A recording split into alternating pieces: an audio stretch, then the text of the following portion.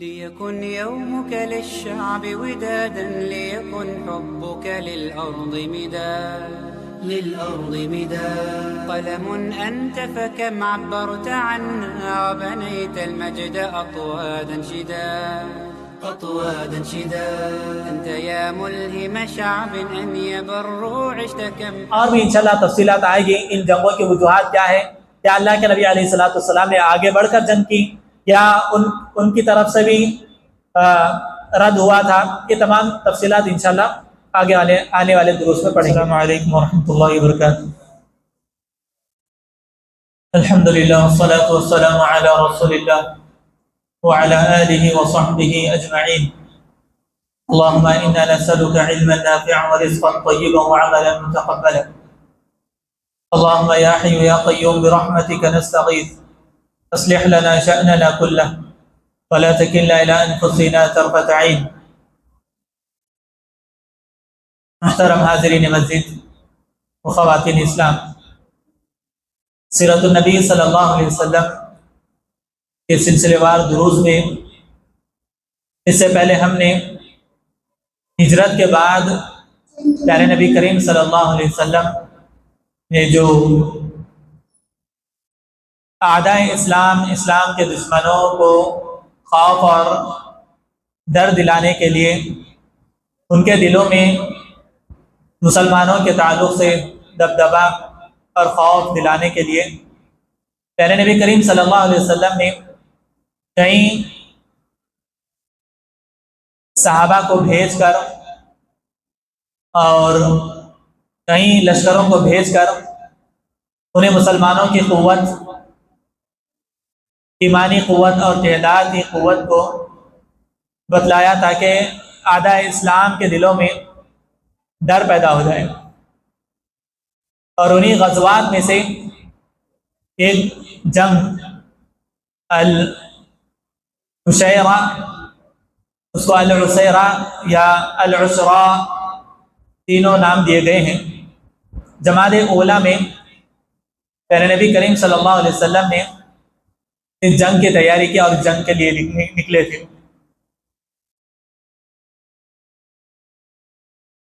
یہ مقام ینبوع کے درمیان میں واقع ہے، یعنی ابھی جو نام لیا گیا العشیرہ. یہاں پر اللہ کے نبی علیہ الصلوۃ والسلام نے پڑاؤ ڈالا. تقریباً 10 دن پیارے نبی کریم صلی اللہ علیہ وسلم یہاں پر ٹھہرے رہے تاکہ اعداء اسلام کو خوف دلا سکے. مقصد یہی تھا کہ مسلمانوں کے تعلق سے اسلام کے دشمنوں میں اور ان کے دلوں میں خوف پیدا ہو. صحیح مسلم میں زید بن ارقم رضی اللہ تعالیٰ عنہ فرماتے ہیں، ہم سے پوچھا گیا کم غزا رسول اللہ صلی اللہ علیہ وسلم، اللہ کے نبی علیہ الصلوۃ والسلام نے کتنے جنگ کیے؟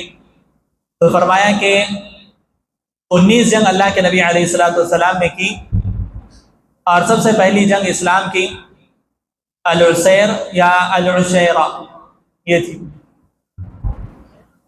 لیکن اس سے پہلے ہم نے پڑھا کہ اس جنگ سے پہلے اللہ کے نبی علیہ الصلوۃ والسلام نے اور بھی لشکروں کو بھیجا تھا. اس حدیث کے تعلق سے حافظ ابن حجر رحمۃ اللہ علیہ فرماتے ہیں شاید زید بن ارقم رضی اللہ تعالیٰ عنہ کو اس سے پہلے کی جو جنگیں تھیں بواد اور الابوا، یہ چونکہ زید بن ارقم رضی اللہ تعالیٰ نبی چھوٹے تھے اس لیے انہوں نے ان 2 جنگوں کا ذکر نہیں کیا.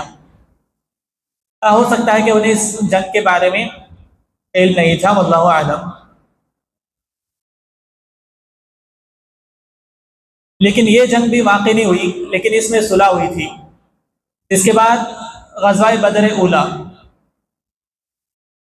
جنگ بدر جس کو ہم کہتے ہیں، تو اس سے پہلے بھی اور بھی کچھ چھوٹی چھوٹی جنگیں ہوئی جس کو ابن کثیر رحمۃ اللہ علیہ نے بدر اولیٰ کہا. اور جو بڑی جنگ ہوئی اس کو غزوہ بدر الاکبر یعنی بڑی جنگ، جو امہات الجنگ تھی، یعنی سارے جنگوں میں بڑی جنگ تھی جس کو غزوہ بدر کے نام سے ہم جانتے ہیں. اس کو بدر الکبریٰ بھی کہا جاتا ہے۔ لیکن اس سے پہلے چھوٹی جنگیں ہوئی، یعنی بدر کی جہت میں، بدر کے اطراف میں 3 جنگیں ہوئی، اس لیے ابن کثیر رحمۃ اللہ علیہ نے اس کو بدر اولا، بدر کبریٰ اس طرح نام دیا ہے۔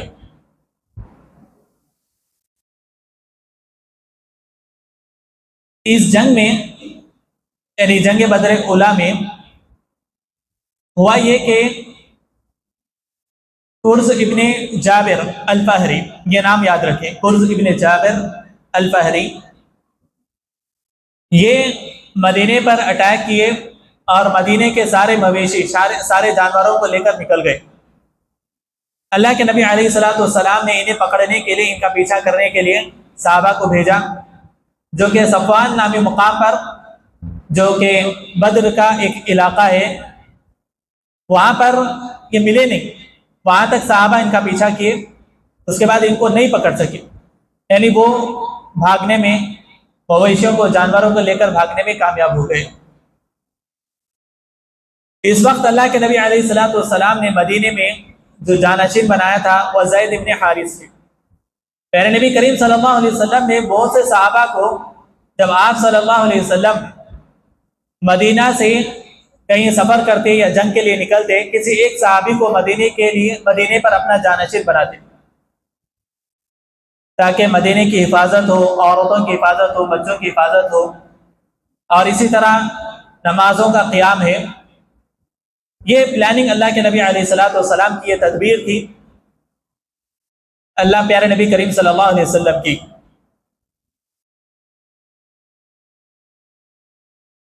یہ جو صحابی ابھی جن کا نام لیا میں، جنہوں نے مدینے پر اٹیک کیا تھا،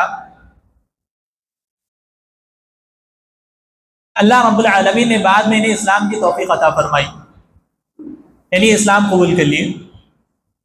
اور ایک عجیب واقعہ ان کے ساتھ دیکھیے، قبیلہ عرینہ، جسے العرنین بھی کہا جاتا ہے، یہ قبیلہ اللہ کے نبی علیہ الصلوۃ والسلام کے پاس مدینے میں آیا اور آ کر بیمار ہو گئے، اور بیماری اس قدر ہو گئی کہ ان کے جسم لاغر ہو گئے، دبلے پتلے ہو گئے لوگ۔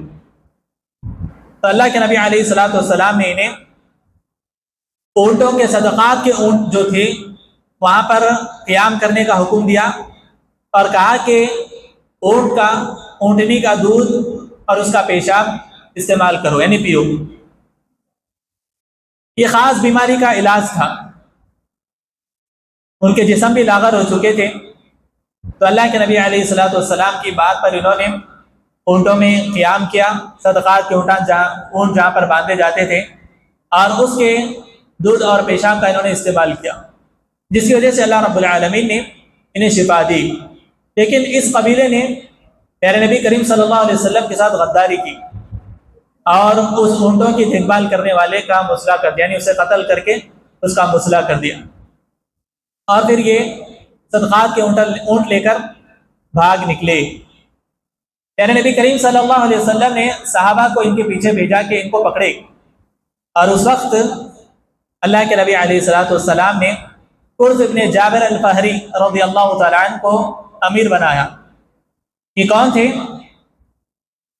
یہ وہی شخص تھے جو پہلی مرتبہ مدینے سے، یعنی حالت کفر میں، مویشیوں کو، جانوروں کو لے کر بھاگے اور صحابہ ان کو پکڑ نہیں سکے۔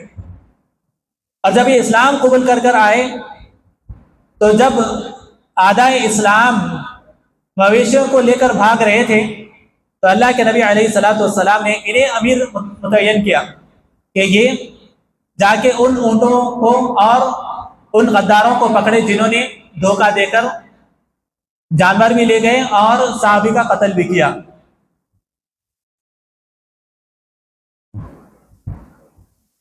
یہ اللہ کے نبی علیہ الصلوۃ والسلام کی تدبیرات تھی۔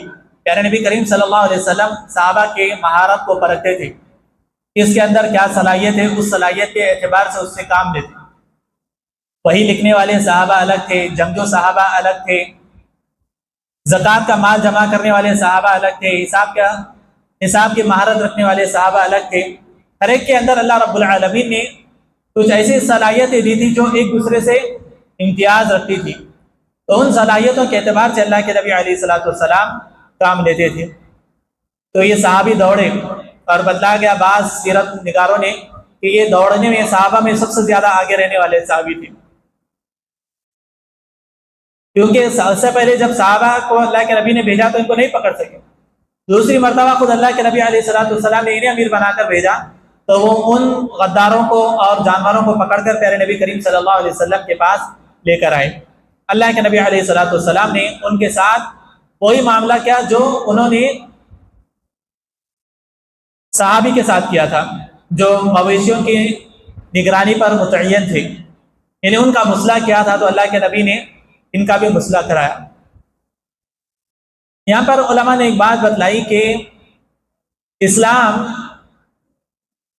یعنی اسلام کا احسان دیکھیے، اسلام کے جو تدبیرات ہیں، احسانات ہیں، بتلایا کہ اگر کوئی انسان کوئی غلطی کرتا ہے تو لوگ اسی غلطی کو نظر میں رکھ کر اسے بار بار اس کی غلطیوں کو یاد دلاتے ہیں اور اس سے کسی کام کے لینے کو مناسب نہیں سمجھتے۔ حالانکہ اسلام، جب ایک بندہ اسلام میں داخل ہوتا ہے تو اس کے پچھلے سارے گناہوں کو اللہ رب العالمین معاف کر دیتا ہے۔ الاسلام بالتوبۃ وان الاسلام بالتوبۃ یہدم ما قبلہ، یعنی اسلام لانے کی وجہ سے پہلے کے جتنے بھی جو گناہ ہوتے ہیں وہ سب معاف ہو جاتے ہیں، اور پھر اس پر کبھی ان پر نکیر نہیں کی جاتی۔ اللہ کے نبی علیہ السلام نے اسی صحابی کو متعین کیا، امیر بنایا، جو خود ایک مرتبہ یعنی حالت کفر میں جانوروں کو لے کر بھاگے تھے۔ تو اللہ کے نبی علیہ السلام کے اخلاق اور تدبیرات اور اسلام کی یہ تعلیمات ہیں۔ اس کے بعد پیارے نبی کریم صلی اللہ علیہ وسلم نے اور ایک لشکر کو بھیجا جن کے ذمہ دار امیر عبداللہ بن جحش رضی اللہ تعالیٰ عنہ تھے۔ طبرانی کی صحیح سند سے یہ روایت ثابت ہے، پیارے نبی کریم صلی اللہ علیہ وسلم نے عبداللہ بن جحش رضی اللہ تعالیٰ عنہ کو ذمہ دار بنایا، امیر بنایا، اور انہیں خط لکھ کر دیا، خط لکھوا کر دیا اور کہا کہ مکہ کے قریب میں، طائف اور مکہ کے درمیان میں کھجوروں کے جو درخت ہیں وہاں پر جا کر اس خط کو کھولنا، اس سے پہلے نہیں کھولنا۔ یہ اللہ کے نبی علیہ السلام کی انہیں تعلیم تھی، حکم تھا۔ اور اس لشکر کو بھیجنے کا بھی بنیادی مقصد اعداء اسلام کفار کے دلوں میں مسلمانوں کا خوف پیدا کرنا تھا، کیونکہ کفار قریش اپنے تجارتی سامان کو لے کر مختلف ممالک میں سفر کرتے تھے، کبھی ملک شام جاتے، کبھی ملک یمن جاتے، تو یہ جو قافلہ تھا یہ ملک یمن سے واپس آ رہا تھا۔ تو اللہ کے نبی علیہ السلام نے عبداللہ بن جیش ابن عرائب الاسدی رضی اللہ تعالیٰ عنہ کو 8 صحابہ کے ساتھ بھیجا، جس کے امیر عبداللہ بن جحش رضی اللہ تعالیٰ عنہ تھے، اور یہ پورے کے پورے صحابی مہاجرین تھے، یعنی انصار میں سے کوئی نہیں تھے۔ اور اس بات کا حکم دیا کہ 2 دن کے بعد جب تم اس مقام پر پہنچو گے جہاں پر میں نے تمہیں پہنچنے کا حکم دیا ہے، وہاں پر جا کر اس خط کو کھولنا، اس سے پہلے نہیں کھولنا۔ تو صحابی اس مقام پر پہنچے لشکر کو لے کر، اور وہاں پر اس خط کو کھولا۔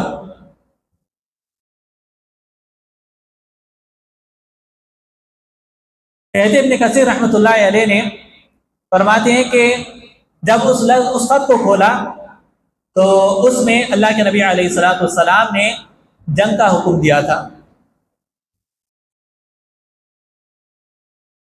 کسی ایک صحابی نے بھی اعتراض نہیں کیا، اس خط کو ناپسند نہیں کیا۔ جب اس خط کو کھولا گیا تو امیر فرماتے ہیں عبداللہ بن جحش رضی اللہ تعالیٰ عنہ کہ اس میں اللہ کے نبی علیہ السلام نے آگے بڑھنے کا حکم دیا ہے، اور فرمایا کہ یہ جو لشکر تھا مکہ کے بالکل قریب تھا، یعنی یہ سب سے پہلا لشکر تھا جو اس سے پہلے کہ جتنے بھی جنگیں ہوئی ان تمام لشکروں میں سب سے پہلا لشکر تھا جو مکہ کے بالکل قریب پڑاؤ ڈالا تھا، اور مقصد یہ تھا کہ اعدائے اسلام، مسلمانوں کے دشمنوں کے جو پلاننگز مسلمانوں کے خلاف چل رہے ہیں اس کی چھپ کر انفارمیشن لے، جانکاری لے، اور اس جانکاری کو پیارے نبی کریم صلی اللہ علیہ وسلم تک پہنچانا تھا۔ یہ مقصد تھا اللہ کے نبی علیہ السلام کا اس لشکر کو بھیجنے کا۔ تو جیسے ہی انہوں نے خط کھولا تو اس میں یہ بات تھی کہ آگے بڑھنا ہے، پیچھے نہیں ہٹنا ہے، اور اس میں اختیار بھی دیا گیا تھا۔ تو انہوں نے جب خط پڑھا تو کہا کہ میں پیارے نبی کریم صلی اللہ علیہ وسلم کے اس وصیت اور نصیحت کو اپناتا ہوں، اور میں آگے بڑھتا ہوں، میں پیچھے ہٹنے والوں میں سے نہیں، اور جسے موت ناپسند ہے وہ واپس لوٹ جائے۔ یعنی مطلب یہ تھا کہ یہ اختیاری تھا، یعنی اگر کوئی آگے بڑھنا چاہے تو بڑھ سکتا ہے، لیکن اگر کوئی اپنے موت کے ڈر سے لوٹنا چاہ رہا ہے تو اسے پوری اجازت ہے۔ تو کسی ایک صحابی نے بھی اس کو ناپسند نہیں کیا، بلکہ تمام کے تمام صحابہ سمعنا واطعنا کہا، یعنی ہم اللہ کے نبی علیہ السلام کی بات پر اپنی جانوں کو قربان کرنے کے لیے تیار ہے۔ اللہ رب العالمین نے بھی یہی کہا، قالوا سمعنا واطعنا۔ جب وہ ایمان والے صحابہ کرام جب اللہ کے نبی علیہ السلام کی بات کو سنتے تو کہتے ہم نے سنا اور ہم نے اطاعت کی۔ تو ان کے صدق دل سے پیارے نبی کریم صلی اللہ علیہ وسلم کی اطاعت، آپ سے محبت، اور ان کے ایمانی قوت ایمان کی قوت ایمان اس سے معلوم ہوتا ہے کہ کس قدر وہ اللہ کے نبی علیہ السلام کی اطاعت کرتے تھے۔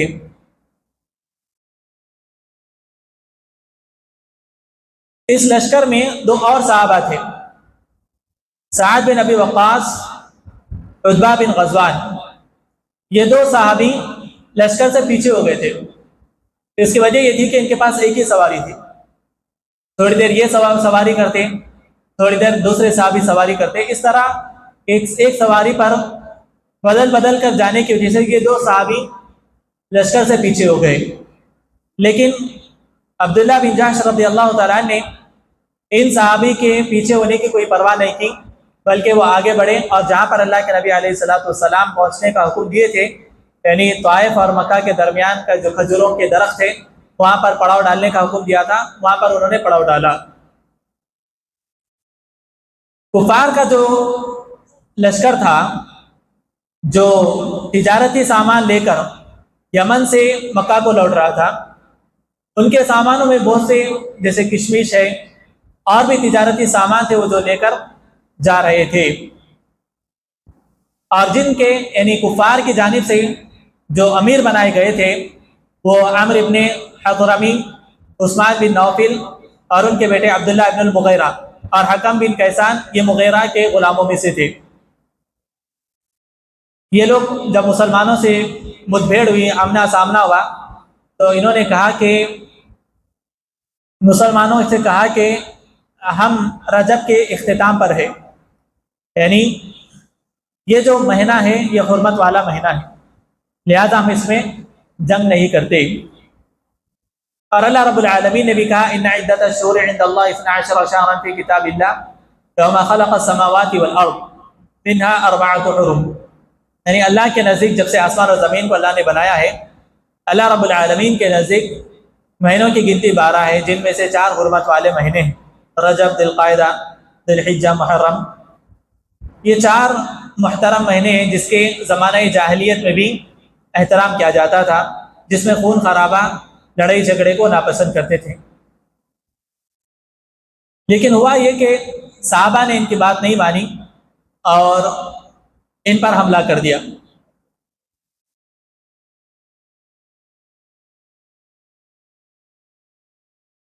تو ان پر تیر چلائی، جن میں سے عمرو ابن حضرمی قتل کیا گیا، اور یہ اسلام کا پہلا قتل تھا جو صحابہ نے، مسلمانوں نے کفار کو کیا، اور نوفل کو انہوں نے قید کیا۔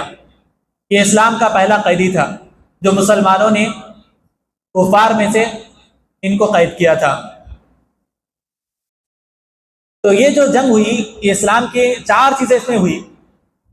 ایک تو پہلا مال غنیمت، صحابہ کو جو ملا اس جنگ میں، اور پہلا مال فے خمس جو اللہ کے نبی علیہ الصلوۃ والسلام اور آپ کے رشتہ داروں کے لیے اس میں حصہ ہوتا ہے، مال فے نہیں ہے، خمس۔ تیسرا یہ کہ یہ پہلے اسلام کی جنگ تھی جس میں آدھا اسلام کو قتل کیا گیا، اور چوتھا یہ کہ یہ پہلے اسلام کے قیدی تھے جنہیں مسلمانوں نے قید کیا۔ جب اللہ کے نبی علیہ الصلوۃ والسلام کے پاس یہ صحابہ گئے تو اللہ کے نبی نے انکار کیا، یعنی جب وہ اس ماہ کو حرمت والا مہینہ کہہ رہے تھے تو تم نے ایسا کیوں کیا؟ یعنی آپ صلی اللہ علیہ وسلم اس فعل سے راضی نہیں ہوئے۔ یہ صحابہ کا اجتہاد تھا۔ صحیح بخاری میں یعنی زمانہ جاہلیت میں بھی ان کے ان 4 مہینوں کی جو حرمت تھی اس کو صحیح بخاری میں امام بخاری رحمۃ اللہ علیہ نے عبداللہ بن عبد القیس کے تعلق سے کہا، وہ اللہ کے نبی علیہ الصلوۃ والسلام کے پاس آئے اور آ کر کہا کہ ہم آپ کے پاس ان حرمت والے مہینوں میں ہی آ سکتے ہیں، کیونکہ ہمارے درمیان مکہ کا جو قبیلہ ہے، قبیلہ مضر، وہ بڑا خطرناک قبیلہ ہے، ان حرمت والوں مہینوں میں ہی وہ جنگ نہیں کرتا، اس کے علاوہ دیگر مہینوں میں اگر کوئی قافلہ آتا ہے تو اسے لوٹ لیتے ہیں، تو اسی لیے اللہ کے نبی ہم ان مہینوں میں آپ کے پاس آ کر علم سیکھنا چاہتے ہیں، تو بتلائیے کہ ہم کیا کریں تاکہ ہم اپنے بعد والوں کو آپ کی باتیں پہنچائیں۔ تو بتلانے کا مقصد یہ ہے کہ ان مہینوں میں، حرمت والے مہینوں میں، کفار قریش زمانہ جاہلیت سے لڑنے جھگڑنے سے اپنے آپ کو دور رکھتے تھے اور ان کا احترام کرتے تھے۔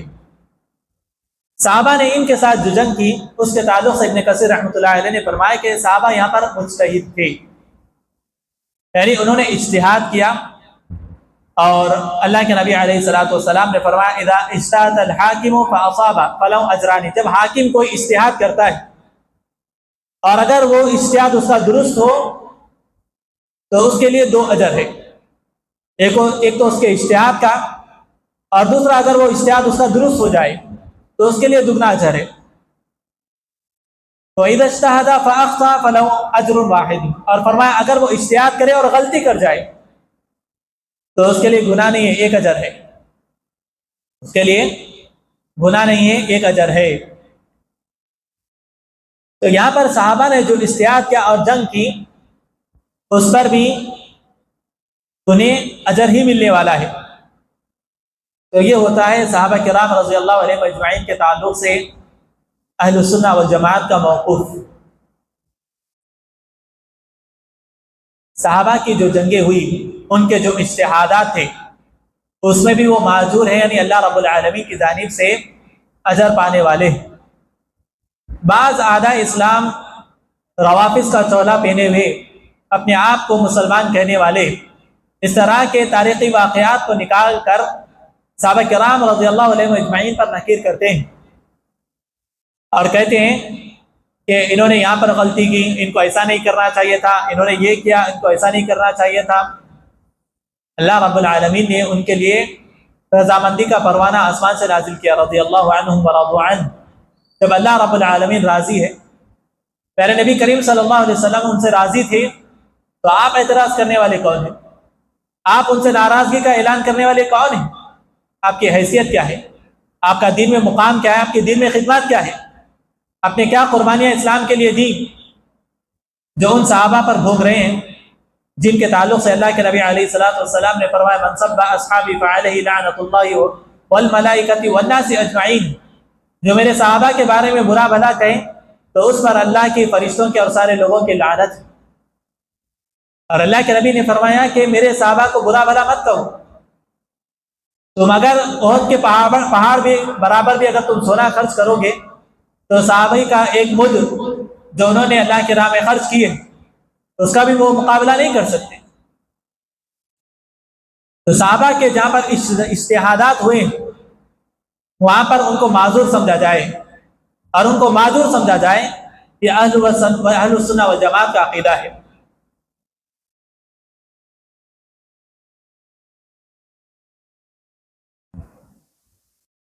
جب یہ بات کفار کو معلوم ہوئی کہ صحابہ نے ان حرمت والے مہینے میں جنگ کی ہے تو انہیں موقع مل گیا۔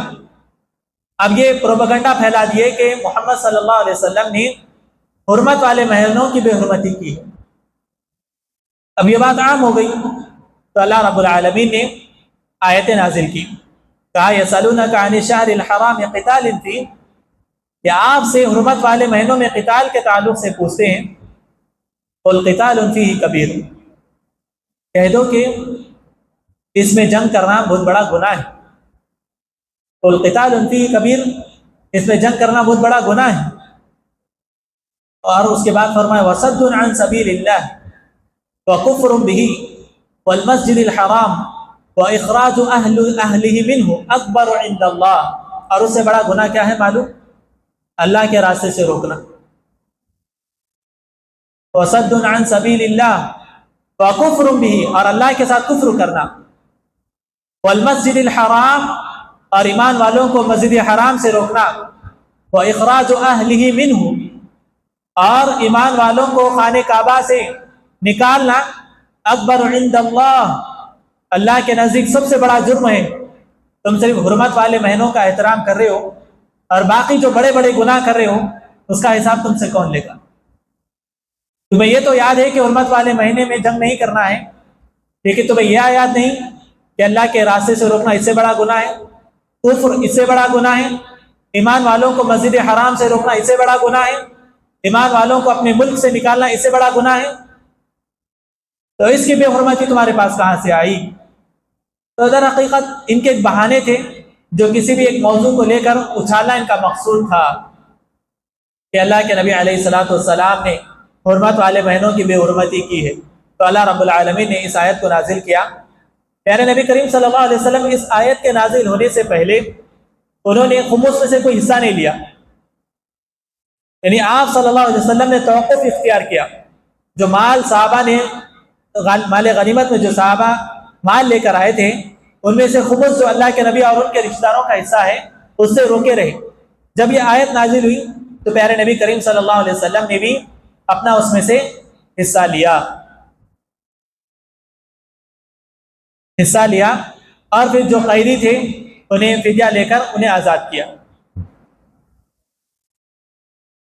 تو یہ ہجرت کے بعد کی کچھ چھوٹی موٹی جنگیں تھیں جسے ابن کثیر رحمۃ اللہ علیہ نے نقل کیا ہے۔